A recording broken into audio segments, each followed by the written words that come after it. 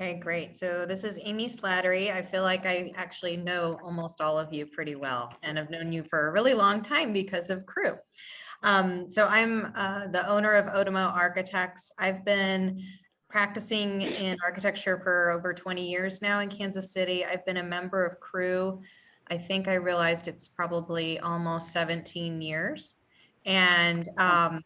And I just love this organization. I'm a past president from 2013, and I'll just say I'm probably a lifelong member. But I'm the owner of Otomo. We are a small practice, just about five. We just passed our 5-year mark in architecture and interior design. We primarily work in higher education and affordable housing, but then also commercial work focused in primarily office, as we'll walk through today. And I was the principal in charge on the Signal Theory project, which we're excited to share with you. Do you want me to just pass it off to someone else, Katie? Okay, Anna, you're next. That's what I see. Perfect. On my screen. Anna Erickson here, and I think I know most of the people on the call also. So I am with Jones Lang LaSalle, JLL, here in Kansas City. And for those who don't know, JLL is a very large, second largest in the world, commercial real estate firm that specializes in everything from brokerage to property management, valuations, and so forth. I live on the brokerage side of the world, so I work in tenant representation. So, for example, Signal Theory, I work with tenants who either need to relocate, renew leases, expand their offices, contract their offices, purchase buildings, sell their buildings, all of the above in the office side of the world. And I joined Crew in 2017, I believe, when I moved back to Kansas City. So I was outside of Kansas City for about a decade. And so when we came back, it was one of the first groups that I joined in Kansas City. And other than that, on the Signal Theory deal, so I was brought in as part of the site selection team. So my partner and I ran the transaction work for the actual lease negotiations and site selection. Yes, that leaves me. I am Vicki McGuire with Working Spaces. I am the Director of Operations. During this deal, I was the Director of Business Development, so I was on the sales side of things. But at this time, now I'm on the operations side. So it's kind of gone full circle, having worked through this project, which has been great. Working Spaces is a commercial furnishings dealership. Our main line is Kimball. And Signal Theory was able to select a very unique Kimball product for their workstations. And we also provided many different other types of ancillary furniture. We worked very closely with the team on this project. And that's the way we like to work with our clients, get to know them up front and really partner through the whole process. And on this call, who is not a member, is Shauna Baird. Shauna is our design director, and I asked her to join this call because she was such an integral part of this project. I wanted her to see the success come together with the whole group of women from Crew. Yeah, very happy to join as a guest. Thanks, Vicki. And yeah, it was just an amazing process to work with Otomo, and everything was just so cohesive. It's one of the better experiences I've had working with a client, because we were brought in as support so early on. Isn't that the key to every project? If you get in there early and have an opportunity to help them plan, boy, it always goes better, doesn't it? Excuse me for interrupting. It does. Absolutely. Thanks for joining, Shauna. We're glad that you're here. That's awesome. Thank you. Okay, so Amy, for those that aren't familiar with the Signal Theory project, and you guys got the Outstanding Excellence Award, I think is what it was called. Can you give us an overview of the actual project? And I think I made it so that that you can share your screen. Just walk us through the project, and then maybe throw in a few details of how you got connected, and kind of just get a general overview. Okay, and in the interest of my availability, and I think it's actually an opportunity, I didn't do a presentation, but I'm going to walk you through the submittal that I put together for the Impact Award. So if you guys think about future Impact Awards, this was a good way to do it. And it actually was modeled after our Casey Business Journal. What is the Capstone. capstone? Thank you. Capstone. It was modeled after the capstone, so it's kind of been a case study that we've continued forward. So instead of a PowerPoint, it's going to be that presentation, but I feel like it's kind of two birds with one stone, right? That's my excuse, and I'm going to stick to it. So, because I'm actually in Wichita right now at their Wichita office, because they are looking at a sublease for their space down here. Okay, how do I minimize that little bar? Let me see. There we go. Okay, can everybody see this? I'm just going to walk through it page by page. And are we good? Yep, we're Yeah. good. Okay, so so we started with signal theory really early on, actually even before we walked into the Westport space. This was the Westport space when it just started demolition. Our lead designer, Mandy Moore, who most of you know and love, she now works for JLL actually. But this was our first day at the original signal theory office, which at the time they were Sullivan Higdon Sink, and they were in the Crossroads, and we were hired really to expand them into a little 5,000 square foot space. They had about 25,000 square feet, and we expanded them into, we were looking at just a little 5,000 square foot space. So it was actually for us, it was in our second year. It was a big deal for us. We were super excited.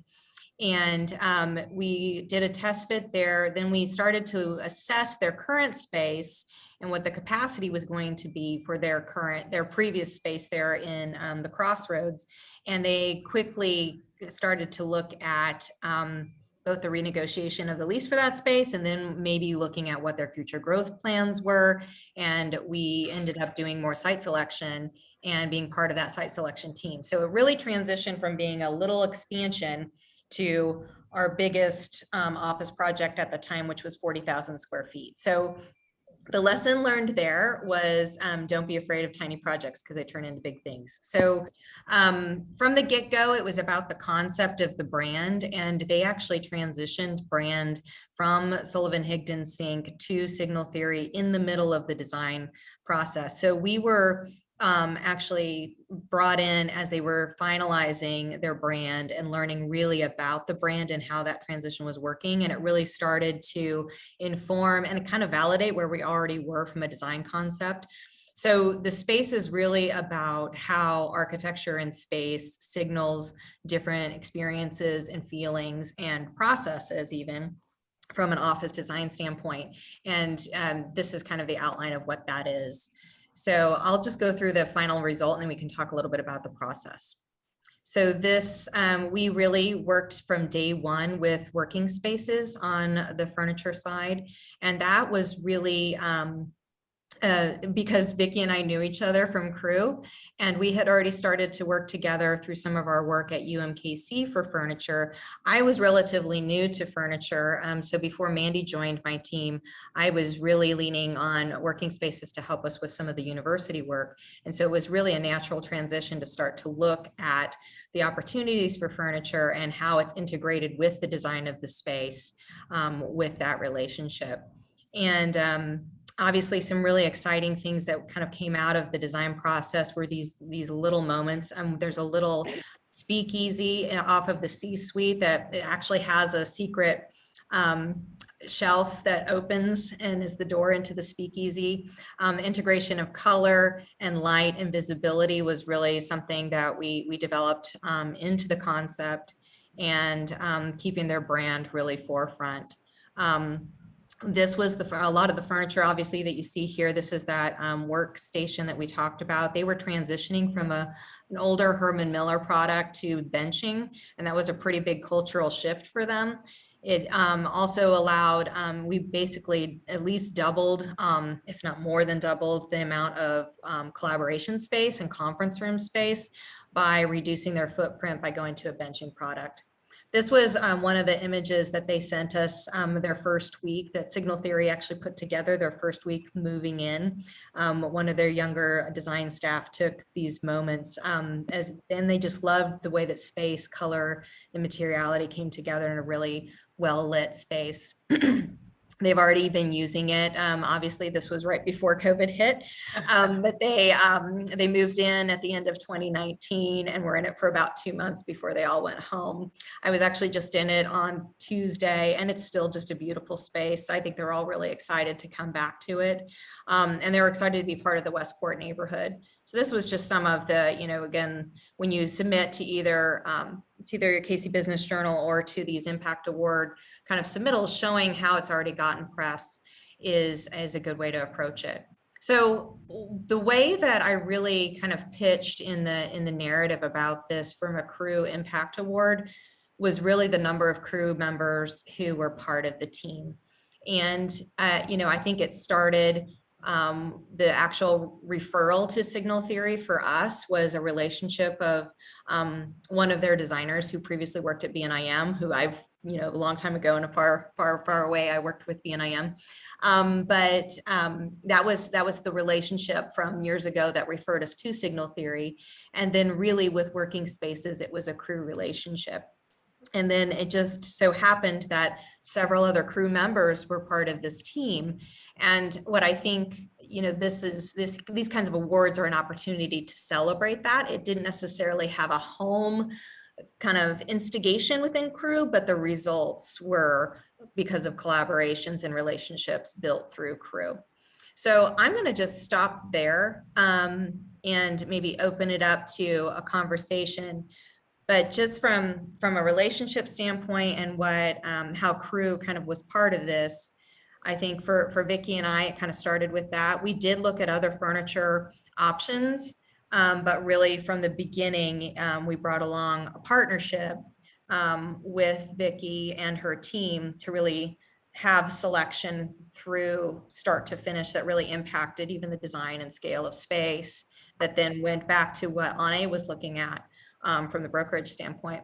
So I might just pass it to you, Anne, and let you kind of talk about your relationship with the project and Sure. go from there.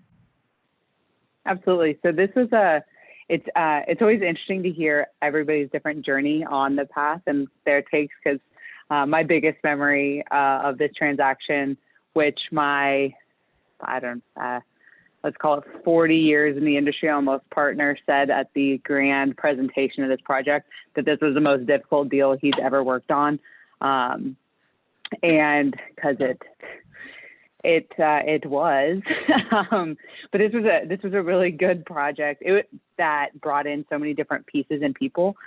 So Amy and I, it was a little bit more coincidental that we ended up both as crew members and on the project, because we were both, she had been brought in for the 5,000 square foot evaluation, while they were also reaching out to us through relationships that JLL and my business partner had with the previous ownership. And he had been doing their leasing for years in the Crossroads. And so they reached out when they were starting to be really at capacity and with a lease expiration coming up. And so that's how kind of I came to the table as a part of the team. But this project is one that I think was always going to have a lot of different facets in it, because no matter what we looked at, it was a major redevelopment. And that's why this was such you could call it challenging project, was because for a few reasons, but we had gone down the path. So we ended up going very seriously at 3 different projects prior to Westport Manor or Westport Manor Square. We were actually at a signed LOI. And I'm sure Amy remembers doing all of the work for us to go over and initially really move them to Westport High School. So the redevelopment of a historic high school with historic tax credits in place for a lot of restrictions on what could be done within that space. And so it was unique because of how in-depth we all had to get into, could we make it work? And at the end of the day, how do you reconstruct a vacant school efficiently for office use, which isn't an easy answer. We looked at all different types of projects. We went pretty far down the street with the Grand. So 1729 Grand Street, the old Casey Star production facility, which is again a full redevelopment project with historic credits, preservation back to historic nature, which we were to occupy in December of 19. And they will be having tenants in that building by Q4, maybe Q1 coming up. So we probably dodged a lot I of think bullets it's now timeline Q2. wise. Yeah, exactly. I think it's actually Q2 now. So it was Q4 2019. So long story short, I think we dodged a pretty substantial bullet there. But anyway, we ended up here at the Manor Square, which was a great project. And so I think naturally one of the takeaways, and also looking at how collaboration within crew members, is when these projects that particularly are a little bit more difficult, they end up bringing in many more facets and people into the projects, from engineering to attorneys to design, furniture, and so forth. And I think it's one of the things I love most about Crew is that crew first mentality. And I think that was really portrayed with Amy's selection of Vicky to the table. But I think that that's something that can be replicated purposefully on future projects, particularly large scale projects like this, where there's gonna be a lot of hands to get the project done because of the intricate nature of it. It wasn't 4 walls in an office tower. Yeah. So. Yeah. Ane, let me ask you a specific question here. So I know you said that you and Amy, it was kind of almost happenstance, coincidental that you guys both ended up on this project. And a lot of that was because of a pre-existing relationship that you and your business partner had with the tenant.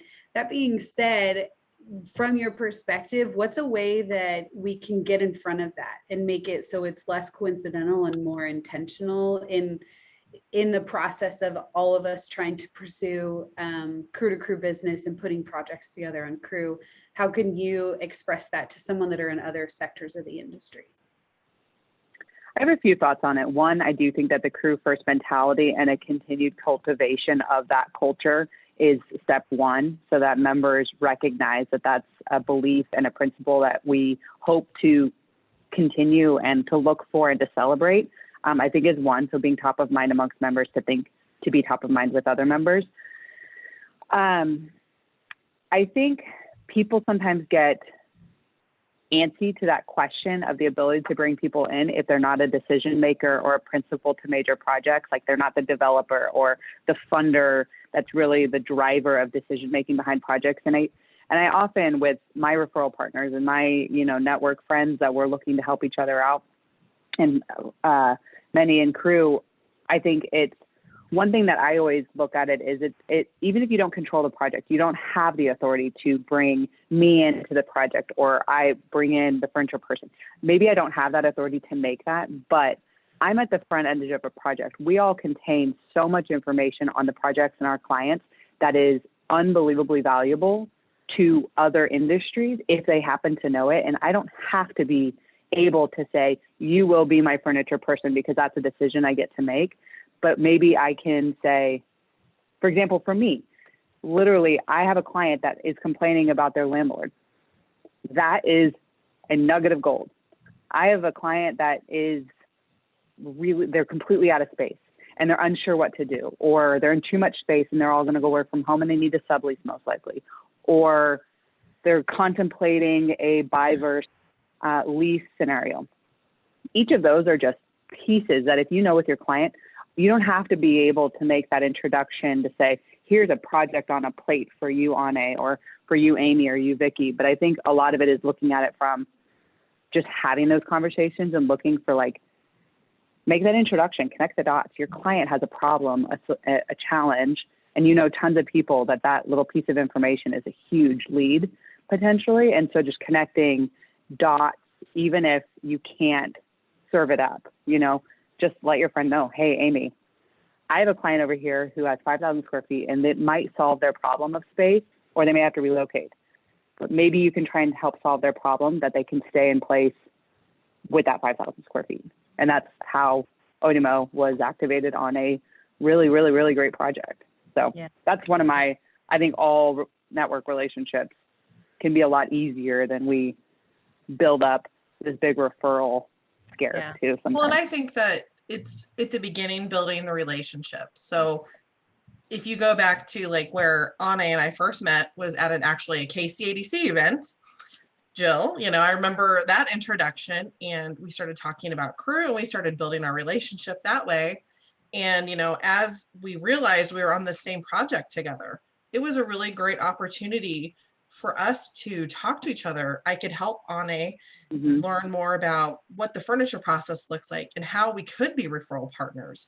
Because if you don't know how to be a partner, a referral partner with somebody, because you maybe don't completely understand their industry, I was able to introduce Anna to people at that time, and we were able to reciprocally help each other as we learned more about each other. And that's what builds the relationships for those long-term successful referral partnerships across a career. And if you think Cru first, that's how Amy and I's relationship started out 14, 15 years ago with Cru, just getting to know each other. And I think it takes a lot of intentional work to maintain relationships and to build relationships. And we're all so busy that I find myself, when I started this operations role, there was about a year I hardly talked to anybody. And I told myself after that, okay, this is not the person that I want to be. I want to maintain the relationships that I have in the community. I want to be actively engaged, and I want to refer people. I want to connect people. So Cru is invaluable for that. And I do feel like I know most people on this call pretty well because I've gotten to know you all through different times and places. And I think that's what Cru is all about. And I'll just say, at the beginning of this project, we were one of 3 that Signal Theory was considering working with, and they had previous relationships. And one of a lesson learned here was responsiveness, because that was one of the main reasons we got selected. And one of the main reasons, even though we're down here in Wichita, they're still asking us to come down, is because we respond timely. I'm a big believer in 24 to 48 hours max on my client emails. So sorry if I don't get to everybody within that time frame, but my clients, I try to do that, especially active projects. And that kind of timeliness isn't as common as I guess I thought it was in the industry. But that was one of the ways. That's one of the ways we got our toe in the door. And then Anna's relationship was a long-term relationship that was continued and cultivated, right? And so there's a lesson learned there as well. From a Cru standpoint, I have not been able to be as active in the last several years, but I still have foundational relationships with folks like Chris and Sarah and Jill, from back in the day when I was toting around a baby. And so those are just, that was because of the time I spent with these amazing women on the Cru board. And so board and committee time together, and then traveling to conferences together, that was how we deepened those relationships. And I will always feel like I can call Jill or Chris or even Sarah anytime I want, and Linda Lawrence and Marcia Charney. Marcia Charney just referred us for a project. These are relationships that span decades. And what I probably need to do is spend more time with y'all and get to know the newer members that I haven't been able to build those relationships with. So that's a bit on me. But I'll just say that that's foundational, and something that's really unique to Cru, I think, is that kind of long-term relationship. And I'll make one other plug of something that I always, when in these types of conversations, or if I'm meeting somebody for the first time, and I feel like women are really better about giving and receiving on this topic, but I always, I don't know what everybody does in depth because I don't do it. And I'm really okay with admitting that. And I'm really okay also saying, I'm going to probably call you and try and reiterate what I think you do and match the dots and ask the stupid question. And so also putting it out there, other women have no issue. I made a phone call earlier today because there was a client asking me for a certain service. And I dug back in my mind. It was actually a speaker at a Cru event who does this. And I called her and I was like, okay, this is 2 years ago. I'm digging into my memory. Is this the work you do? And absolutely feel free. This is my dumb question for the day. I think this is what you do. And I think this is the type of project that is interesting to you. Is that correct? Yes. And she's like, I would chase this all day. I was like, perfect, good. And so, but being willing to just put it out there. I get at least one stupid question a day. to everyone around me, basically. And so not be afraid to come to people and just ask, like, I think this is what you want, maybe. And if not, okay, I tried. But Right. Absolutely. I think that's really good. I think I'm trying to take notes because you guys are all throwing some good little nuggets out here. But I think kind of to circle back to the original question, which was how do we create more, crew to crew business, more synergy on projects? Really what you said, Ane, was being cognizant of potential warm leads, right? Like you're working with a client and you know that they're getting into a new space, they're going to need furniture when they move into the space in 3-4 months from then. So maybe it's not necessarily you saying, oh, you've got to use Vicky or an exclusive thing, but making that connection so then Vicky has the warm lead to go out and pursue the work. And then on what Amy said, as far as like board and committee time and connection and being on those, and then the convention as well. Amy, as far as your perspective goes, and because you were a member, you were on the board, you were president, past president, and now you're just a regular old member again. What does it look like to you as far as getting on the board, and how big of a difference that made for your career in crew, if that makes sense, if you can specifically speak to like you serving on the board? Yeah, I started very early on when Rosie was chair of the programs committee. I joined a committee from day one because I wanted to get to know Rosie Privatera Biondo. And she was amazing to get to know through that process. And programs committee, especially at that time, we were really ahead of, and I think we, always try to be ahead of projects and be the first one to do a program on a project. And that was really at the time when there was a lot of big stuff coming for Kansas City. So we were the first to have a hard hat tour of Kaufman. We were the first to have an opening walk of a new multifamily. There was a lot happening between 2000 and 2010. There was just a lot of big stuff, and we were really connected to that at the time. So it was kind of an exciting time, and Crew was really known for being the first place to have a happy hour walkthrough of a new building. And that was, we would literally be the ones dragging the cooler with beer and wine to the door. And it was kind of grassroots at the time. It was super fun. But that's what we were known for. And I think those kinds of relationships and working together is how you build the relationship, rather than just networking and having coffee together. You're actually doing the work together and seeing how you all, how an individual has leadership skills or as a great communicator or thinks creatively about solving a problem, like getting the cooler up the steps. It sounds funny, but those were the kinds of things I remember early on. And then I just stayed with it because honestly, at the time, it was I was new to the industry, and it was a comfortable place. And there were other women in the room, and they were all pretty awesome. And so when I was asked to lead the committee, I took it on. And then when I was asked to join the board, I took it on. And it was kind of my committed organization that I spent the most time on to really get to know the network in the city at the time. And in the board level, you see a whole different perspective, because you see kind of into what each committee is doing and the overall kind of strategy of connecting the committee work. And you're much more strategic. It's a strategic board. And so you're trying to set bigger picture vision and kind of, then rather than schlepping the beer, you're thinking about the big picture. And the other thing with board service, and I think also now with the, everybody can do more of, is to attend the national conferences and the national leadership conferences.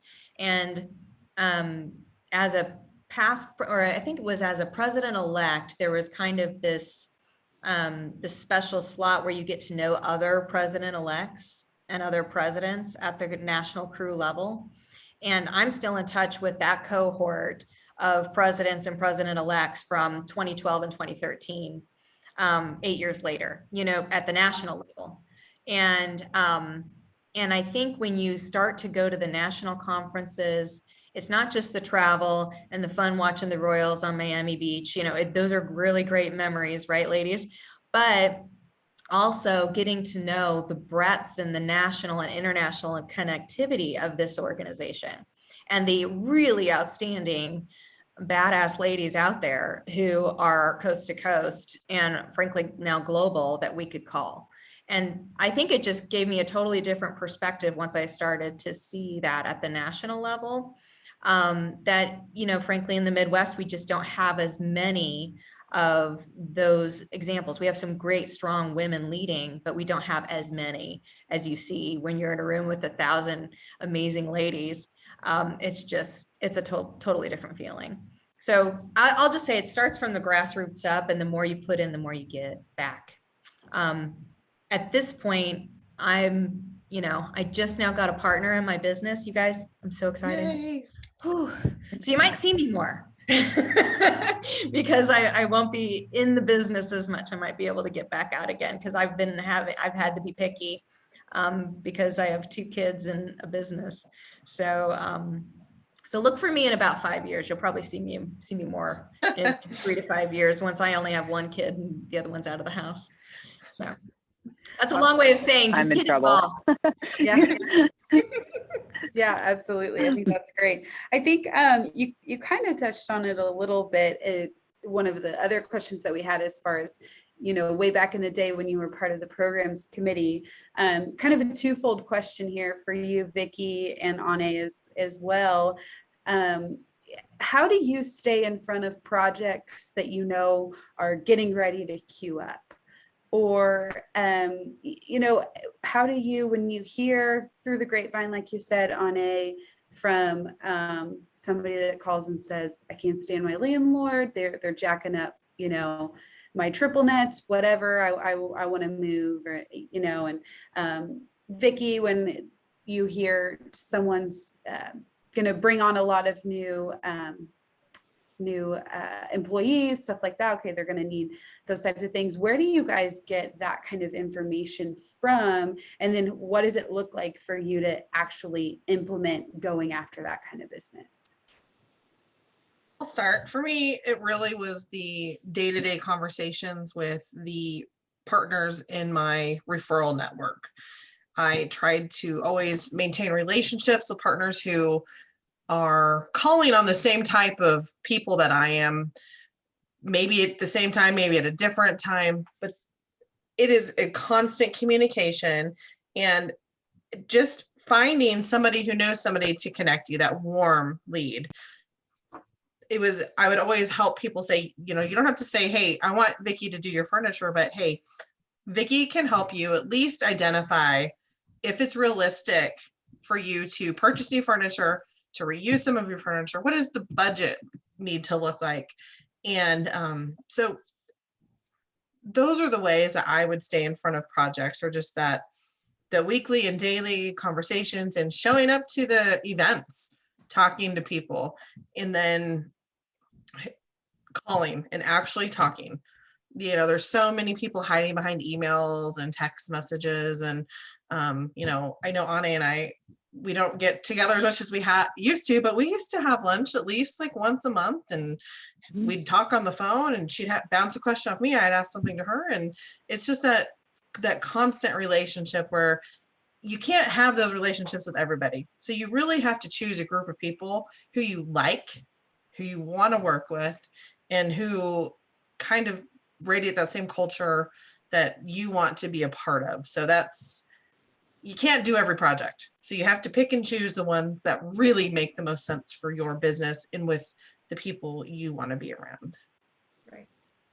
And I loved that with Vicki, because Vicki, like, again, going back to what I was saying earlier, one of the things I loved about Vicki is I'd call her up and be like, high level, price per square foot to purchase A, B, and C level furniture. I just call them back. I need like high level answers to these questions and just to be able to ask the question. And Vicki was a great source of intel and information on her expertise. And I think that people being willing to take that time and walk somebody through not their world and give me the information I need to help get this conversation going. I think that's one of the reasons I always really appreciated you, Vicki, is because you were always ready to like answer the question, and I'd call up all the time, like, quick, I have just this, blah, blah, blah, blah. And he'd always take the time to re-explain it to me or answer a client-specific furniture question. So I guess my answer on staying out in front of projects in queue that are in queue and going after them, I agree 100% with Vicki. I think one of the things that I really dislike about this last year in COVID is just the lack of ability of being face-to-face with people, because going back to the fact that everybody in this call right now has so much information that's extremely valuable to each other if we ask the questions and we're having, you know, that cocktail or that coffee or that lunch where you're just talking about your projects and talking about what's going on, and you hear something and you're like, what? This project or that opportunity or this challenge that a client's going through that you absolutely know a way to resolve for them.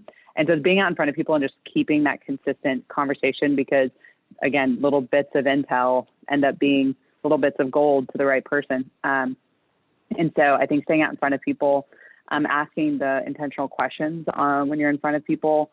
I think organization. I mean, I'm definitely on the OCD spectrum somewhere, but I'm organized and intentional, and I've got it mapped, Excel'd, alerts of what I know and what I know is going on, and to make sure that it doesn't slip through the cracks, or an expiration of a company that I have a great friend and leadership at. I need to make sure that those types of things never slip past my nose, because that's easy. You know, those are the easy conversations. And so very organized. And the other one I would say, staying out in front of people, is just, I do a lot. Personally, I agree, Vicki, also narrowing down a focus area. I think some people get overwhelmed with that, like, who do I and what do I focus on?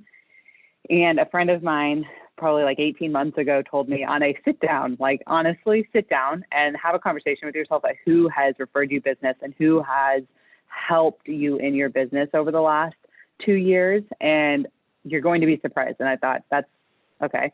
And I did so. And he was right in the point he was making, which was that he thinks that most people have 10, max 15 people that consistently are really supportive and think of you first and come to you and try and refer you business. And sit down and think of those top 10, those centers of influence or otherwise, that genuinely have poured into you and given you opportunities and chances, and make sure you do everything you can to support those people. I mean, that's Vicki. I mean, make sure I know that, like, when I have an opportunity to have the conversation with a client that is relocating, ask them the question, have you thought about your furniture yet? I know someone if you haven't. Like, great. Just anyway, so I think narrowing down and being really realistic with who do you need to make sure that has been really helping you, that you keep top of mind also. So. Right. That's awesome.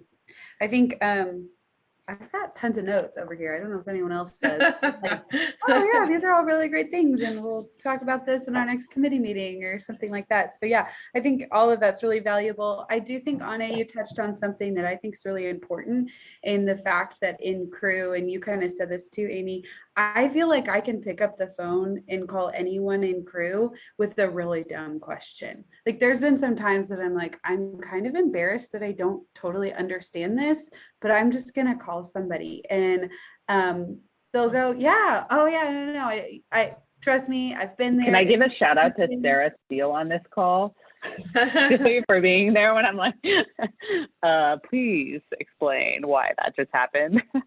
Yeah, me. seriously. Because, and you kind of touched on this earlier, on one of my biggest mantras, especially for my clients, is I can't be an expert in every sector of the industry, but I certainly can know one. And I can know Amy, who's an expert in architecture, and I can know Sarah, who's an expert in titling, and I can connect you with them, but I can't know all of it. And the fact that I feel like everyone's doors are wide open in crew to say, yeah, just come ask me the question. Hey, don't fret over it, just ask the question. I think there's a lot of value in that. There really truly is. Because And I think that's the how we difference grow. between the way men and women do business. I think women are typically more vulnerable and willing to admit that they don't know everything and to refer the people in their network who do know things. And I think men oftentimes are, not to completely overgeneralize, but they make the perception more often that they do know everything and they don't share that they're actually working with somebody else. They just come back with the information in my experiences. But Right. Yeah. Yeah. And I definitely think playing into the psychology of it and all of those things is really important to see that, you know, there's power in numbers, and there's power in being able to trust the women that are around you. So I think that's huge. I want to, thanks, Tim. Thanks, Tim. Tim said he can attest to Vicky's comment about men knowing everything. So that's good. I want to open it up if anyone has any specific questions. We were going to try and do like breakout rooms, but we've got on a lot of, touched on a lot of different things, and we've got a smaller group. So if anyone has any specific questions for Amy or Vicky or Anne, we'd love to hear those. In the meantime, is there anything that I missed over that you guys want to specifically share about this project? Because it really was a big deal, and I just don't want to overlook anything that anything specific that you guys wanted to talk about. Yeah, and I can pull it back up because I went through it pretty quickly, kind of intentionally too, because I wanted to get to the meat of this. But if there's anything you want me to pull back up, I can. Okay. You have to unmute yourself to ask questions. Yeah. Any specific questions? Nope. Okay. Well, Sarah, did you just raise your hand? My computer's kind of my computer's kind of lagging. I don't know what's going on with our internet in the office right now, so I do apologize for that. Okay, well, that being said, before we jump off, a new tradition that we have started in the programs committee, since a lot of our events are virtual, and that's kind of lame. It's great in certain ways, but in other ways, it's kind of lame. We've started doing drawings. So Lindy is going to do a drawing for, you go ahead and explain it, Lindy, and then we'll do our drawing, let everyone kind of mull over if they have any other questions, and then we can wrap up after that. Definitely. Okay, so I have everyone's name. I know a couple people dropped off, so if I happen to draw their name, we'll just move on to the next one. Do you want to do that, Katie, or do you want to? Sure. Okay. Okay, so we're going to do 2 names, and we're going to do $25 gift cards to Amazon. Woohoo. Okay. Because I'm not we in the can't drawing. use that. I'm not in the drawing, neither is Katie. Okay. Okay, first winner is Jill McCarthy. Bill hates winning. It's true. I'm always like, oh my gosh. Yeah. I have some almost told her, donations for Put it something with it. back. Yeah. I'm just glad it wasn't Tim. Oh, come on now. Okay, I have the next winner. Nope. Dropped off. Okay. Tim. Amy. I'll take it. So, do you guys have any questions? Because I want to ask Sarah a question. I've been talking too much about my kids lately, but my son is currently obsessed with golf, and we literally just started a month ago. And then last Friday, he just randomly joined the high school golf team. So he just Awesome. texted me, and he just won, like his freshman age division. Nice. Right. But I feel like I should still get him lessons. What do you think? Well, That he's is the not most high school. not normal golf result for any new person. know. Like I've I'm been like- trying to be decent for my whole life. And how does somebody just do Maybe I it? should invest in this. I don't know. Like, very important question, Sarah. Tell me what you know. Well, first of all, he's still young and flexible. And so he's not intimidated by the course at all, or if he messes up a shot or not, who cares? He's just in there doing it. And if he's on the high school team, they should probably be working with him on the lessons They will teach him the etiquette, which is wonderful. Yeah. You know, Wayne's son joined the high school team and he was doing great. And then he met a girl and he screwed it all up. So keep him away from girls. Yes. For right now, and let him concentrate on the golf game. It will serve him well. I mean, it'll serve him well for friendships, for business. I mean, it is just such a great sport, and it's something he can do at his age now, Yeah. and he can do it when he's 80 years old. If God willing, his body will still let him. Yeah. So anyway, that's a total sidebar, but I'll just say the only time I've really golfed is at the crew golf tournament. And I really want to be Sarah someday on the golf course. So Oh, Sarah needs a lesson. I So think we should have lessons an are event. always good. We should have an event where Sarah teaches all of us how to golf. How? Oh, no. No. I need a lesson. My game has turned to garbage and I can't get out of my head. It's a mental game as well, and I can't get out of my way. So I'm seriously going to take a lesson as soon as it gets a little warmer. Okay, let me know. I'll join you, but I'm a beginner. Yeah. Yeah. You know, there's a lot Well, of the Working beginning- Spaces golf team, we usually have a goal to be the worst team because I like to invite the ladies who just want to have Hey, some I fun. play on your team sometimes. Oh. No, Oops. I haven't played Tell the me last that. couple years because I am so horrible. I don't even enjoy it. I'm so bad. Yeah. Well, I'm excited for the tournament coming up. So I didn't get to go last year because we were just a little too hunkered down. So I'm looking forward to the next one. Oh, they've done such a great job. They really have. And so it's going to be awesome. I know it will. Because last year was awesome, even though we had a torrential downpour and a delay. People stayed. People stayed as long as possible. Because And they got to played. leave their houses. Yeah. Yes. I think we were one of the first events. And Yeah. I know our golf committee did just a fabulous job.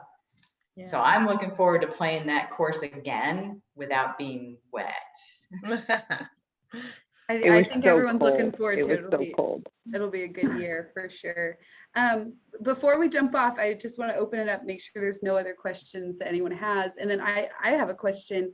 Is there anyone, outside of the Signal Theory Project, and for you, Amy and Vicki and Anne as well, can anyone else pinpoint maybe some past business within Crew that maybe, maybe it involved a few people? And I'll give an example of a recent instance for me. And then if anyone else has any other, stories they can share. But I had, speaking of just like having coffee with people and staying connected, I had coffee with Maura Holland over at A.L. Huber.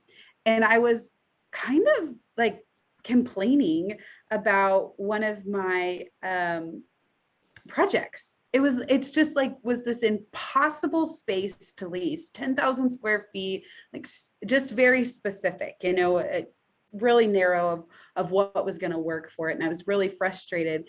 And she looked at me and her eyes got really big and she said, I have a tenant for you that's looking for a really challenging space, but we can't seem to find it and pair it up. And and it was like this almost like aha moment for both of us. And so we get into it and it's the perfect space and we've already closed the deal and got a lease and, we're down the road. But in the middle of it, there were some questions about this group's financing and they were doing some other projects and whatnot. And kind of through it all, I learned that Debbie Swearingen was working with them on their financing. And I said, well, shoot, I know Debbie. She was my mentor a few years ago in Crew. And I was talking to the tenant and asking her some questions and she really couldn't answer them for me. And I said, well, would you mind if I just called Debbie? And she said, oh, that would be great. Cause then I don't have to explain this to you. So I pick up the phone and I call Debbie and I say, hey, guess what? Guess who I'm working with? So on and so forth. And then all of the dots just kind of came together. And Debbie explained to me that she connected with the gal, then connected her with Maura, who then connected her with me, which was so great, but happened really kind of a little bit backwards, but still there was some intentionality in it. And so I don't know if anyone else has stories like that. Nuggets of intel. Say that again. Nuggets of intel. Yeah. And that's all it was. And so it's really about being like open and transparent with people and consistently, like, I think like Vicki said, consistently picking up the phone and staying in communication with people. Just having that constant communication to put things on the forefront of other people's minds, I think is, really, really important. So that being said, do we have any other questions? And I have to say this, Madison, I heard that you have a new position at a new bank. I do. Debbie, who's been trying I to work poach with you Debbie for now. years. Yes. And what are you Super doing excited. at Community America?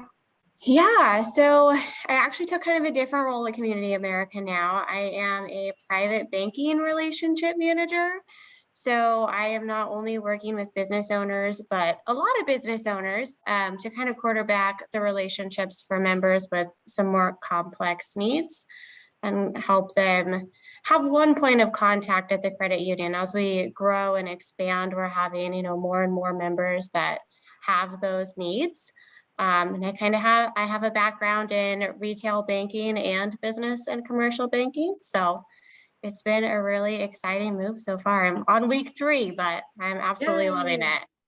And that was Yeah. due to Crew. That was a Crew connection, I would assume, with you and Debbie originally, right? It was. And also I'm working with my boss, Ramey, for my last bank when I was at Bank Midwest. And that was actually, we reconnected at a Crew event about 4 years ago, before I went to work for her last time. So it's kind of my second Crew job. This is definitely a Crew job for me because I got referred to Working Spaces through a past member of Working Spaces, and I'll be 5 years next week. It's funny how that goes. Awesome. Congratulations. Yeah. Congrats. I didn't realize, Vicky. Yeah, 425. Yeah, That's my It's date. awesome. Goes And fast. I think there's a lot of those. So Karen Clark at Ross and Berezini now, cannot speak highly enough of Jill McCarthy, who I think got her into Kansas City in some ways and into Crew through some other relationships. So, and she's doing business development at Ross and Berezini now. So anyway, she says hi. I told her I was speaking tonight. She says hi to everybody. Awesome. Great. Well, Anne, Vicky, Amy, thank you so much. I know you guys put a lot of work into this project and it's a bit in the rearview mirror, but It's fun to talk about it though. Yeah, Yeah, it's fun to it's bring a it good back up. one. And now that they're going to get back into it, hopefully here soon and start enjoying their space again, I think that's. Yeah, really I think We there's a should whole try to do conversation a happy about hour for doing sure that. once everybody's back. Even Very because with true. COVID, we can just call it a reboot or something. Yeah. Right now they're looking And at it's in August, Westport but for, we'll see. Yeah. Do what? I say it's perfectly located for the happy hour Yeah, to go to dinner and continue just Yep. in Westport. yeah. It's so good to see you all. Awesome. All right. Well, thank you, everyone. You all have Thank a you, good everybody, night. for Go coming. enjoy this nice weather and we will see everyone soon. Okay, All right, bye. take care. Thank you. Bye. Thank you.